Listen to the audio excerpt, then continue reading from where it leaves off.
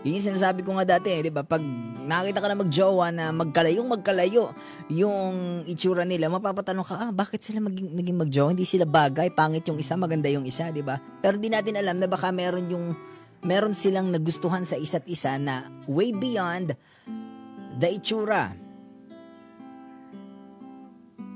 Diba? It's not all about looks.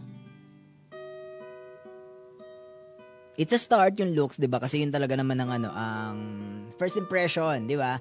Yung itsura, diyan talaga tayo nagbabase. Diyan tayo natingin, parang una natin nakita, ay parang mukha siyang sanggano, 'di ba? Mukha siyang hindi naliligo araw-araw, 'di ba? Mukha siyang yung isa naman, ay mukha siyang angel, oh. Mukha siyang prinsipe, di ba? May mga ganyang eksena di ba? Pero yung hindi kagandahan, hindi kagwapuhan, na nahusgahan sa una, nung nakilala na, ay, nakakatawa pala siya. Di ba?